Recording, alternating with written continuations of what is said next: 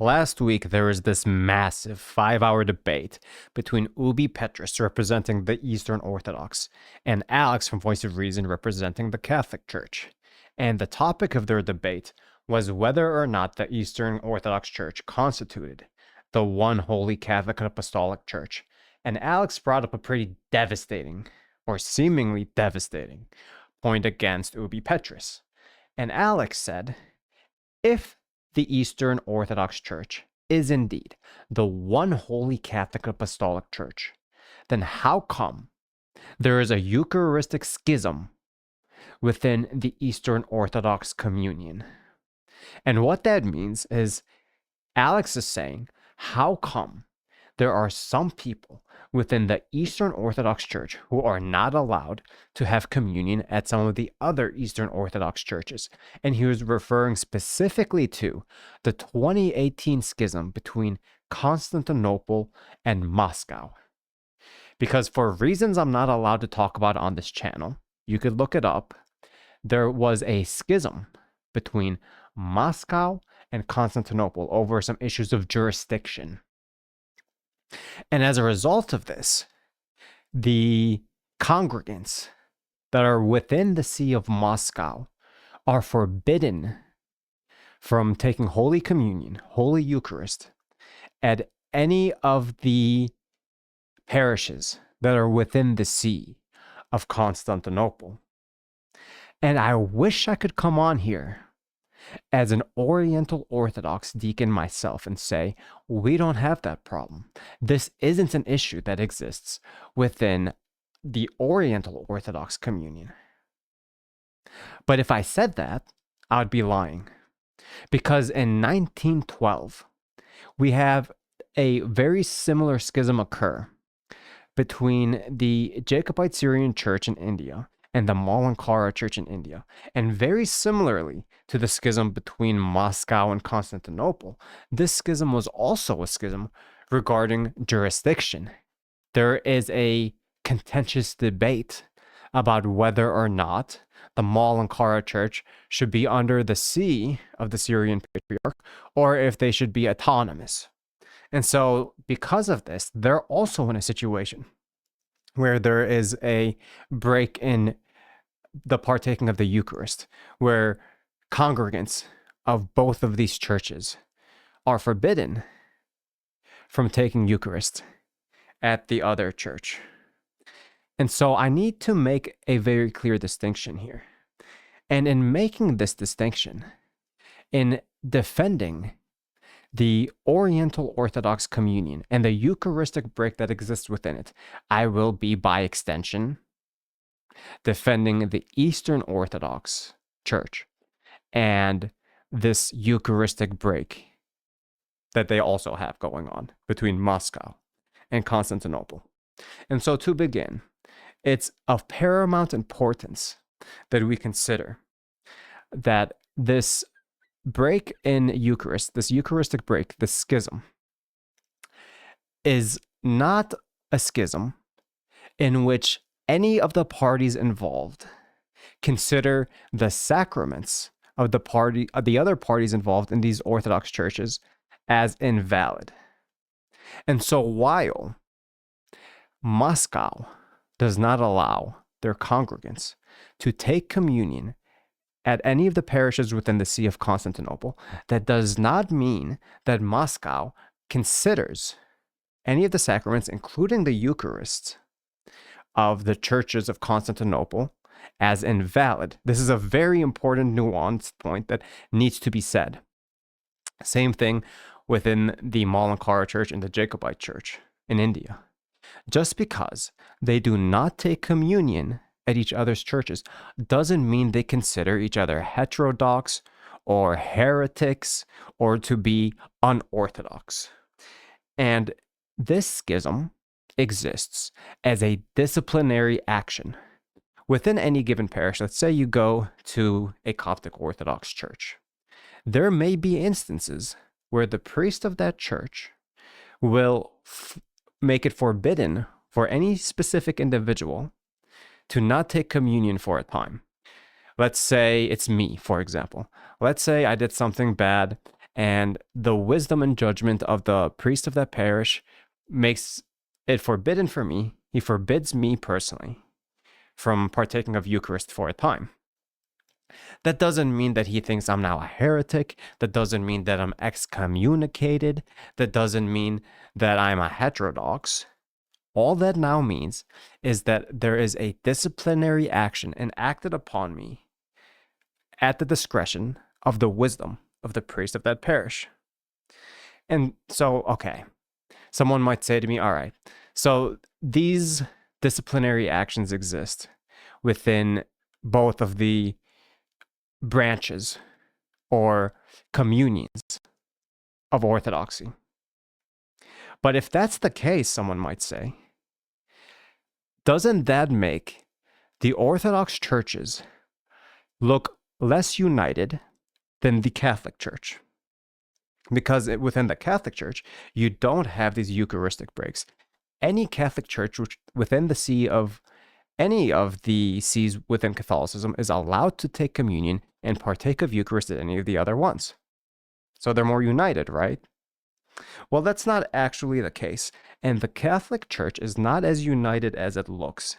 Because although there is a Eucharistic continuity amongst the churches within the Catholic Church, there is much more of a disunity on matters of pastoral issues. And this is especially true if you consider Vatican II and the decrees of Vatican II. If you don't know what Vatican II is, really quickly, Vatican II is the latest ecumenical council that are considered canon in the Catholic Church. And so as a result of the decrees of Vatican II, there are now disputes within the Catholic Church about things like the TLM, which is otherwise known as the traditional Latin Mass, where some Catholics think it's inappropriate to pray Mass in any other way besides the way that it's always been prayed. Because as a result of Vatican II, one of the decrees of Vatican II was the decree about the Novus Ordo, where there can exist changes in the Catholic Mass. Some Catholics don't like this, including some bishops who will fight valiantly against the inaction of the Novus Ordo.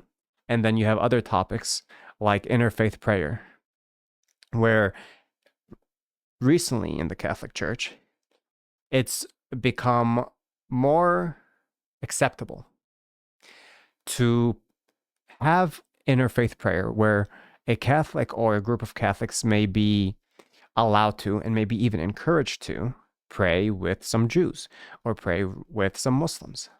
And this creates a lot of contention, and some bishops within the Catholic Church are vehemently against this. And they argue against allowing this sort of behavior. And then there are other ones, such as blessings of the individuals and same-sex couples.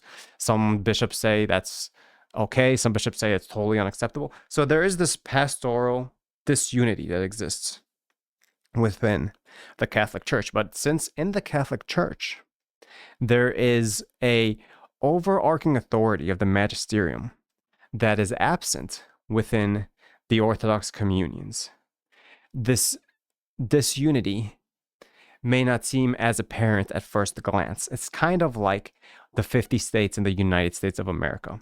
Within America, you have 50 states that are considered united, hence why they're called the United States of America. But if you really put your boots on the ground and you examine the actual day-to-day existence of Americans, what you will find is there are obviously politicians who vehemently disagree with one another, and there's a lot of disunity on a lot of issues, such as abortion, such as issues revolving the economy or taxes or other social issues.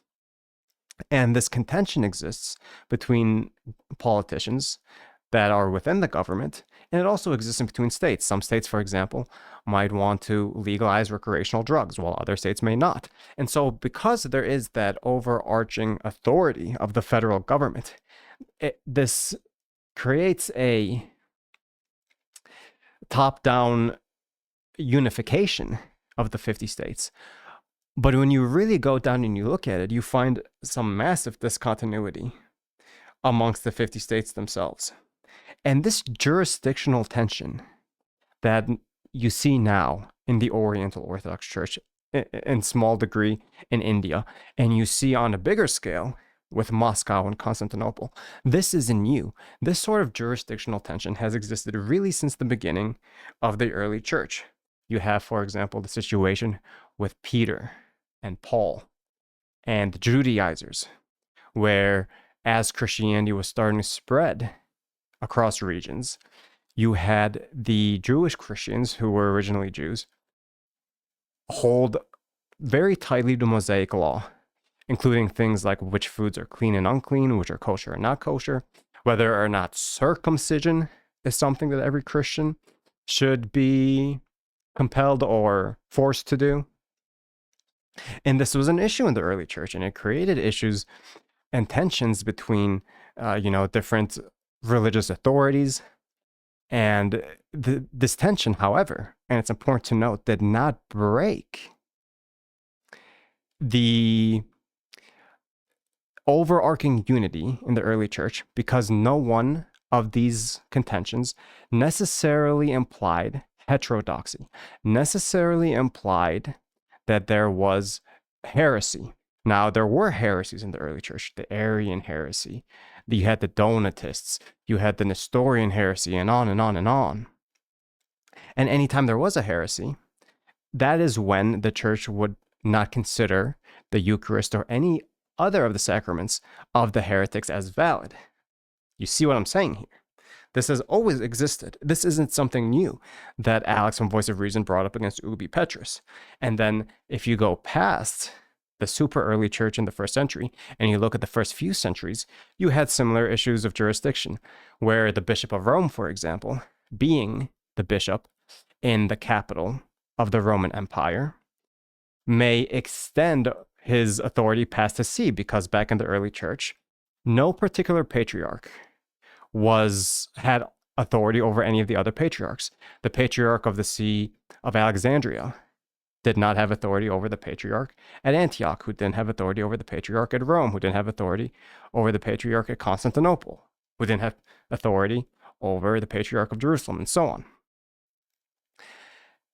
But you would have instances in the early church where the Bishop of Rome might kind of want to go past where his authority really resides. For example, at some point, one of the bishops of Rome in the early church wanted to excommunicate Asia Minor because of contentions over the dates of Easter.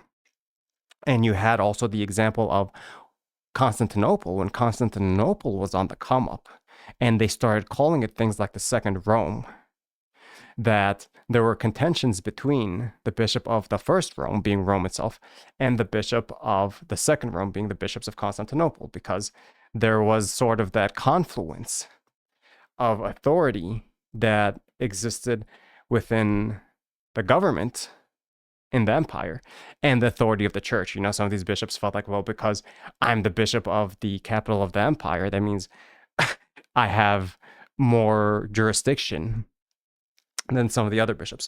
And so these issues of jurisdiction have been going on really since the beginning. And to answer the contention of Alex from Voice of Reason, he will say, oh, well, how could the Eastern Orthodox Church, or in my case, how could the Oriental Orthodox Church be the one holy Catholic and Apostolic Church if there are issues of Eucharistic breaks, if not everyone within that communion can partake of Eucharist with one another? And the answer to this contention is that these disciplinary Eucharistic breaks does not immediately imply heterodoxy or heresy or a seeing of the sacraments of any of the churches within our communion as being invalid or not being part of the sacraments in the one holy Catholic and Apostolic Church.